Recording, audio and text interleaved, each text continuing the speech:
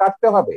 আমার নামে জামাত বলেন এই সমস্ত তথাকথিত মৌলবাদীদের হাজারটা ফতোয়া রয়েছে ইউটিউবে, ফেসবুকে, কিভাবে আমাকে জবাই করতে হবে, এবং সেটা ধারালো তরবারি দিয়ে না, বলেছে ঘাড়ের উপর দিয়ে করতে হবে বোতা তরবারি দিয়ে।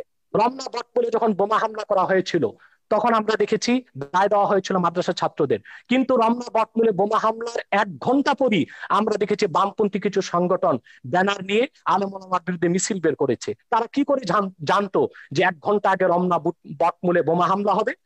বাংলাদেশে যতজন ওয়াজকারী আছে সবচেয়ে পপুলার, সবচেয়ে বেশি পপুলার হচ্ছে সাইদির, এবং আপনি বাসে টাসে সব জায়গায় সাইদির ওয়াজি শুনবেন। তো যাই হোক, আমার কথা হচ্ছে আব্বাসী সাহেব, তিনি এদেশের মানুষের মন জয় করতে পেরেছিলেন। কি বলেছিলেন, মামুনুল হকের বাবা বাবরি মসজিদ যখন ভাঙলো, মামুনুল হকের বাবা তখন বললেন কি, আজিজুল হক, ইসলাম নামক বৃক্ষটির গোড়ায় পানি নিয়ে রক্ত ঢালতে হবে। তারপর দিন আমি এটা নিয়ে প্রতিবাদ করলাম, আমি বললাম ইসলাম কি ড্রাকুলার ধর্ম? যেদিন আপনারা খিলাফত কায়েম করবেন সেদিন আপনাদের কোরআনের আইন কায়েম করুন, আমাকে 100 বার আপনারা হত্যা করুন, তাতে কিছুই যায় আসে না। মৌলবাদ আর উগ্রবাদ এক জিনিস নয়। আমরা প্রতিটি মুসলিম নিজকে মৌলবাদী মনে করে থাকি। মৌলবাদ শব্দটার উৎপত্তি কোত্থেকে, ফান্ডামেন্টালিজম, এটা কোত্থেকে এসেছে? কোরআন সুন্নাহর রাজনৈতিক, সেটাও বলছি। না, আপনারা কি ইলেকশন করে করবেন না?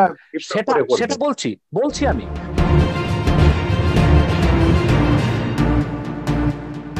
এইটা হচ্ছে এক ধরনের উন্মাদনা মানুষের মগজে তৈরি করা হয়েছে, এবং সেই উন্মাদনার কারণে এরা গেছে সেখানে জিহাদ করে, তারপর অনেকে ফিরে এসছে, অনেকে মারা গেছে।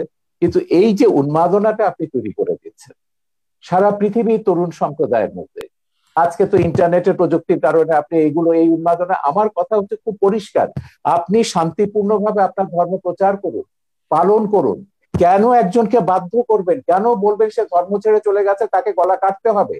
আমার নামে জামাত বলেন এই সমস্ত তথাকথিত মৌলবাদীদের হাজারটা ফতোয়া রয়েছে ইউটিউবে, ফেসবুকে, কিভাবে আমাকে জবাই করতে হবে, এবং সেটা ধারালো তরবারি দিয়ে না, বলেছে ঘাড়ের উপর দিয়ে করতে হবে বোতা তরবারি দিয়ে। এগুলো তো সব আমরা জাহানার ইমামের আন্দোলনের শুরু থেকে দেখছি, যে তাদেরকে মুরতাদ কাফের ট্যাগ লাগিয়ে দাও, ট্যাগ লাগিয়ে তাদেরকে হত্যা করো। উনি যেমন বললেন যে শারিয়ার কবির তো ইসলাম, মুসলমান মুরতাদ। এখন এই জিনিসটা হচ্ছে, আমি এইগুলো পরিষ্কার ভাবে বলেছি, আমি মুসলমান কি মুসলমান না কোন বান্দাকে আমি দায়িত্ব দেইনি সেকে প্রমাণ করবার জন্য বা আমাকে ট্যাগ লাগাবার জন্য। আমি যদি মুসলমান না হই আল্লাহ আমাকে শাস্তি দেবেন, আল্লাহ ছাড়া আর কারো বিধান এই বিষয়ে কে মুসলমান কে মুসলমান নয় কোন বান্দার বিধান। প্রগতিশীল সমাজ থেকে যে দাবি করা হচ্ছে কে মুসলমান নয় কে মুসলমান, সেক্ষেত্রে সেটাকেও আপনি কিভাবে দেখছেন? মানে আমরা আমরা আমরা অনেক সময় বলে থাকি বুদ্ধিজীবী সম্প্রদায় থেকে বা আমাদের যারা সেখান থেকে বড় থাকে, না এরা রিয়াল মুসলমান নন, এরা উগ্রবাদী। সেই জিনিসটুকু নির্ধারণ করার দায়িত্ব কার? আমরা সবসময় বলেছি ইসলাম একটা শান্তির ধর্ম। হ্যাঁ, ইসলামকে যখনই আপনি সন্ত্রাসের সমর্থক করবেন, যখনই এই যে মামুনুল হকের বাবা কি বলেছিলেন, মামুনুল হকের বাবা বাবরি মসজিদ যখন ভাঙলো, মামুনুল হকের বাবা তখন বললেন কি, আজিজুল হক, ইসলাম নামক বৃক্ষটির গোড়ায় পানি নিয়ে রক্ত ঢালতে হবে। তারপর দিন আমি এটা নিয়ে প্রতিবাদ করলাম, আমি বললাম ইসলাম কি ড্রাকুলার ধর্ম? রক্ত পান করে ইসলামকে জীবিত হতে হবে? তাই খ্রিস্টান মিথোলজির মধ্যে যে ড্রাকুলা ক্যারেক্টারটা আছে, এটা পিশাচের ধর্ম, ড্রাকুলা তো একটা পিশাচ। আমার কথা হচ্ছে সেইটাই, শান্তির ধর্ম ইসলামকে কে সন্ত্রাসের ধর্মে রূপান্তরিত করেছে? এই আল কায়দারা, এই আইএসআইএসরা, এই জামাতি সালাফি, এরাই ইসলামকে সন্ত্রাসের ধর্ম পরিণত করেছে। আমি ইসলাম নিয়ে কথা বলছি, সব ধর্মের ব্যাপারে আমি বলছি। মৌলবাদ আপনি আপনার ব্যক্তিগত জীবনে রাখুন, সেটাকে আমার উপর চাপাতে যাবেন না, রাষ্ট্রের উপর এটাকে চাপাতে যাবেন না। আমি আপনার কাছে আবারও আসছি শারীরিক করবে। আমরা অনুষ্ঠানের প্রায় শেষ প্রান্তে, আমরা খুব ছোট করে আরো কিছু মন্তব্য নেব, এবং অনেকেই মন্তব্য করেছেন। দর্শক, আপনাদের মন্তব্য থেকে আমি কিছু মন্তব্য নেব একটু পরেই। অবশ্যই আপনারা শেয়ার করবেন অনুষ্ঠানটিকে, তাহলে অনেকেই দেখতে পাবে।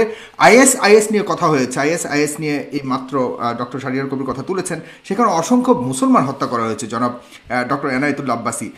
এই যে মুসলমানরা নিজেরা আরেকটা মুসলমানকে হত্যা করা বা কোনো, এটা কোনোভাবে কি জাস্টিফাইড কিনা ধর্মীয় আলোকে?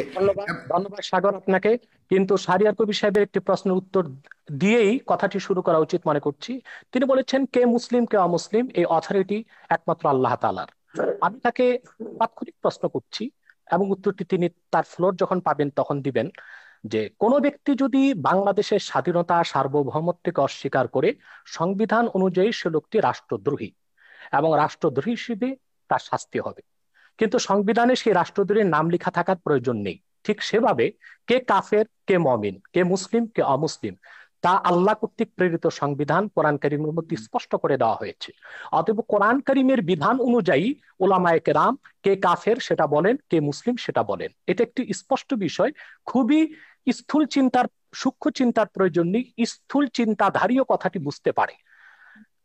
কোন ব্যক্তি যদি স্বাধীনতা সার্বভৌমত্ব অস্বীকার করে, এখন তাকে যদি রাষ্ট্রদ্রোহী বলে, সে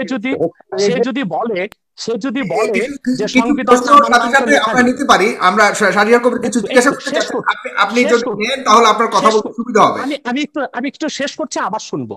অতএব কোরআন কারীমে আল্লাহ স্পষ্ট বলে দিয়েছেন, মা ইউজাদুলু ফি আয়াতিল্লাহি ইল্লাল্লাযীনা কাফারু। আল্লাহর কোরআনের আয়াতে যে সন্দেহ করে, অস্বীকার করে, সে কাফের ছাড়া কিছুই নয়।